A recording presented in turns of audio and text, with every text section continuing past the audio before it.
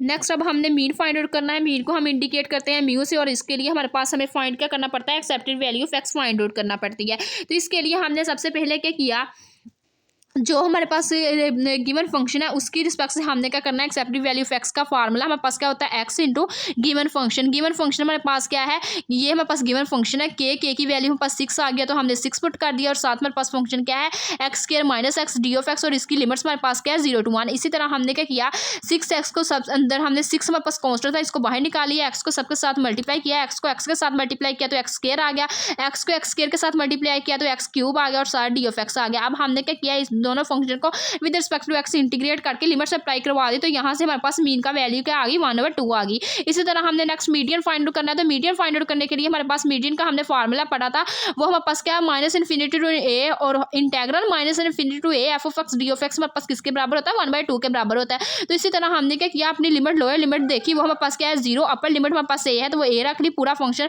हमारे पास क्या गिवन था, 6 × x - x square D of x, तो वो हमने पुट कर दिया। पुट करने के बाद वो किसके इक्वल आएगा, उसका मीडियन 1/2 के इक्वल आएगा। इसी तरह हमने क्या किया, इसको इंटीग्रेट कर दिया विद रिस्पेक्ट टू एक्स। जब इसको इंटीग्रेट किया तो ये हमारे पास आ गई, इसकी हम इंटीग्रेट करने से एक्स आ गया x स्क्वायर / 2 है, तो एक्स स्क्वायर हमारे पास किसमें कन्वर्ट हो गया, x3/3 के अंदर, और साथ हमारे पास इसकी लिमिट 0 to a है। तो इसी तरह नेक्स्ट हमने क्या किया, इक्वल किसके 1/2 के। अब हमने क्या किया, पहले अपर लिमिट पुट कर दी माइनस लोअर लिमिट पुट कर दी। पुट करने के बाद ये हमारे पास इससे यहाँ से हमारे पास इक्वेशन क्या बनी, यहाँ से वो 4a3 - 6a² + 1 = 0, ये हमारे पास इक्वेशन बन गया। अब हमने क्या करना है, इक्वेशन के हमने इसको फर्टिलाइज करके हमने इक्वेशन के कुछ कोफिशिएंट बना लेने हैं, वो हमारे पास किसके इक्वल आते हैं, यहाँ से हमने ए की कोई ना कोई वैल्यू फाइंड आउट करनी है। तो ए की वैल्यू फाइंड आउट करने के लिए हमने क्या किया, यहाँ से 2a - 1 को कॉमन लिया, तो बाकी हमारे पास अंदर क्या बच गया, 2a² - 2a - 1। ये हमने ऐसे इसको लिख लिया, ये इसको हम ऐसे भी लिख सकते हैं, इसको हमने बाय सिंथेटिक डिवीजन से भी हम इसको सोल्व कर सकते हैं। उससे हमने इसको सोल्व करके ये हमने इसके रूट्स बना लिए। यहाँ से हमने क्या किया, इसको 0 के इक्वल लिख लिया और इसको भी 0 के इक्वल लिख लिया। जब इसको 0 के इक्वल लिखा तो यहाँ से मेरे पास a की वैल्यू क्या आ गई, 1/2। और जब हमने इसको सोल्व किया, इसको बाय क्वाड्रेटिक फार्मूला सोल्व किया, तो यहाँ से मेरे पास a की वैल्यू क्या आई, 1 ± √3/2। तो ये हमारे पास इसकी वैल्यू आई। इसको राउंड अबाउट करके डेसिमल पॉइंट हमारे पास यहाँ से अल्फा की वैल्यू क्या आ गई, a की वैल्यू आ गई हमारे पास -0.366, और हमारे पास क्या आई 1.366, ये हमारे पास इसकी वैल्यू आ गई। तो अब हमने कह दिया कि ये हमारे पास बोथ जो वैल्यूज आई हैं -0.366 और हमारे पास 1.366, ये हमारे पास क्या है, अनएक्सेप्टेड है। सिंस ए हमने कह दिया कि वो हमारे पास गिवन इंटरवल के अंदर लाई नहीं करता, जो 0-1 इंटरवल है उसके अंदर ये वैल्यूज लाई नहीं करती। दिस इंप्लाइज दैट हमने कह दिया ये हमारे पास इसका इंटरवल नहीं हो सकता। दिस इंप्लाइज दैट जो हमारे पास क्या होगा, a = 1/2 होगा, ये हमारे पास गिवन इंटरवल के अंदर लाई कर रहा होगा 0 और 1 के दरमियान। तो ये हमारे पास इसकी जो वैल्यू आ जाएगी मीडियन की, वो हमारे पास क्या आ जाएगी, 1/2 आ जाएगी। इसी तरह नेक्स्ट हमने क्या करना है, नेक्स्ट हमने मोड फाइंड आउट करना है। मोड फाइंड आउट करने के लिए हमें क्या करना पड़ेगा, हमारे पास इसकी 2 कंडीशंस होती है, दोनों को हमने फुलफिल करवाना है। अगर हमारे पास वो फुलफिल होगी तो हम कह देंगे कि ये हमारे पास इस फंक्शन का मोड आ गया है इस पॉइंट के ऊपर। तो सबसे पहले उसका जो फर्स्ट पॉइंट होता है, हमने क्या करना होता है, वहाँ पे हमने f डैश x 0 के इक्वल करना होता है। सेकंड पॉइंट जो होता है उसको हमने लेस देन परफॉर्म करवाना होता है। अगर वो सेकंड डेरिवेटिव लेस देन 0 आ जाए तो हम कह देंगे कि हमारे पास मोड का फंक्शन हमारे पास गिवन पॉइंट के अंदर हमारे पास प्रूफ हो गया है। इसी तरह नेक्स्ट हमने क्या किया, सबसे पहले हमारे पास जो गिवन फंक्शन है वो हमारे पास क्या है, f of x = x × x - x²। तो हमने क्या किया, इसका डेरिवेटिव लिया तो ये हमारे पास 6 कांस्टेंट है, वैसे ही आ गया।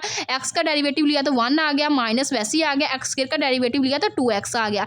ये हमारे पास सारी टर्म्स आ गई। आने के बाद हमने क्या किया, इसको ये वाली जो f डैश ऑफ x है, इसको फर्स्ट कंडीशन की हेल्प से इसको 0 पुट किया। पुट करने से ये हमारे पास आ गया 1 - 2x = 0। यहाँ से हमारे पास x की वैल्यू क्या आ गई, 1/2 वैल्यू आ गई। अब हमने क्या करना है, ये जो डेरिवेटिव आया इसको हमने क्या करना है, फिर हमने अगेन इसका डेरिवेटिव लेना है। f डबल डैश वो लेस देन अगर 0 परफॉर्म हो जाए तो हम कह देंगे कि हमारे पास मोड का वैल्यू आ गई है। किस वैल्यू के ऊपर आई है वो हम उसको कह देंगे इस वैल्यू के ऊपर उसका फंक्शन का वैल्यू हमारे पास प्रूफ हो गई है। तो अब हमने क्या, इसको सब डबल डेरिवेटिव लेंगे तो वो हमारे पास 6 कांस्टेंट है, वैसे ही आ जाएगा। 1 का अगर डेरिवेटिव ले तो वो 0 आ जाएगा, माइनस अगर 2 का x का डेरिवेटिव ले तो -2 आ जाएगा। तो ये हमारे पास -2 और 6 को मल्टीप्लाई करवाएंगे तो -12 आ जाएगा। तो -12 लेस देन क्या आ जाएगा, 0 आ जाएगा। लेस देन 0 होने की वजह से नेक्स्ट हमारे पास ये बताया गया, हमारे पास ये देखिए यहाँ पे जब हमने इसका सेकंड डेरिवेटिव लिया तो -12 आ गया, वो लेस देन 0 है। लेस देन 0 होने की वजह से हमने क्या किया, इसको मैक्सिमम चेक कर लिया। तो ये फंक्शन हमारे पास डबल डेरिवेटिव जब लेस देन 0 हो जाता है तो वो हमारे पास क्या हो जाता है, मैक्सिमम हो जाता है। मैक्सिमम होने की वजह से यहाँ पे हमने कह दिया कि जो f ऑफ डैश है वो नेगेटिव है, जितनी भी x की वैल्यू है सब वैल्यू के ऊपर हिंस वो मैक्सिमम होगा। किस पॉइंट के ऊपर, x = 1/2।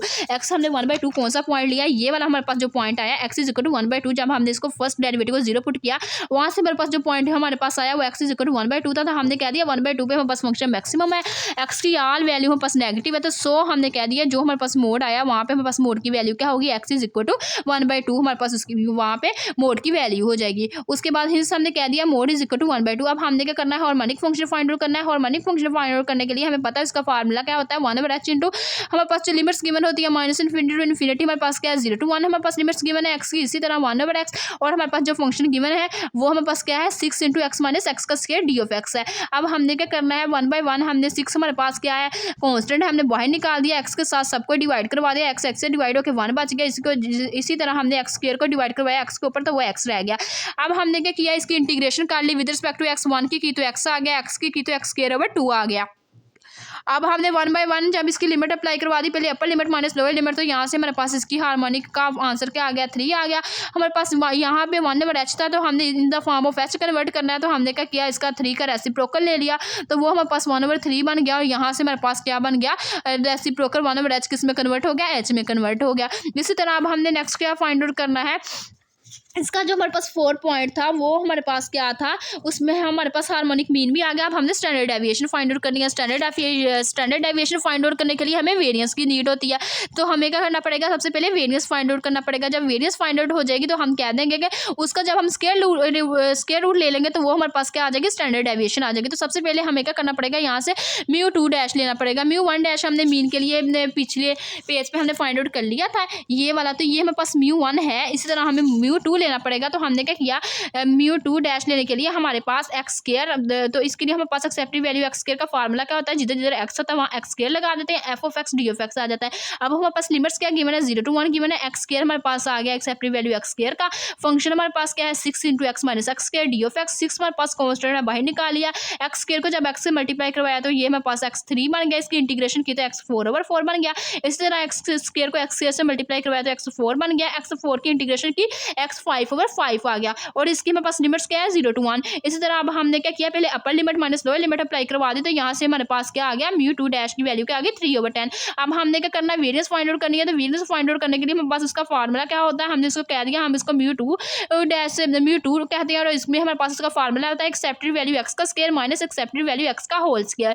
तो ये हमारे पास एक्सेप्टेड वैल्यू एक्स स्क्वायर हमने कह दिया, ये हमारे पास μ2 है, तो ये हमारे पास क्या है μ1 का स्क्वायर है। तो हमने क्या किया, μ2 की वैल्यू पुट की 3/10, μ1 की वैल्यू हमारे पास आई हुई है प्रीवियस पेज के अंदर, वो हमारे पास क्या आई थी 1/2 आई थी, ये देखें म्यू की वैल्यू 1/2 आई थी। तो हमने नेक्स्ट पेज के ऊपर क्या किया 1/2 का स्क्वायर ले लिया, क्योंकि μ1 का स्क्वायर हमने फाइंड आउट करना है। तो हमने क्या किया, इसको सोल्व किया, सोल्व करने के बाद ये हमारे पास इसका फाइनल आंसर आ गया। हमारे पास जो फाइनल आंसर आया है वेरिएंस का वो क्या आया 0.05 आया। अब हमने क्या करना है, स्टैंडर्ड डेविएशन फाइंड आउट करनी है, तो हमने स्टैंडर्ड डेविएशन फाइंड आउट करने के लिए वेरिएंस की जो आंसर आया उसका हमने अंडर रूट ले लिया, तो वो हमारे पास क्या आ गया 0.2234। तो ये हमारे पास वेरिएंस का आंसर आ गया, सॉरी स्टैंडर्ड डेविएशन का हमारे पास ये आंसर आया है। तो ये थी आज की हमारी वीडियो। अगर आप लोगों को मेरा आज का वीडियो लेक्चर पसंद आया हो तो प्लीज़ मेरे चैनल को सब्सक्राइब करें, मेरी वीडियो को लाइक करें, शेयर करें। Thanks for watching. अल्लाह हाफिज़।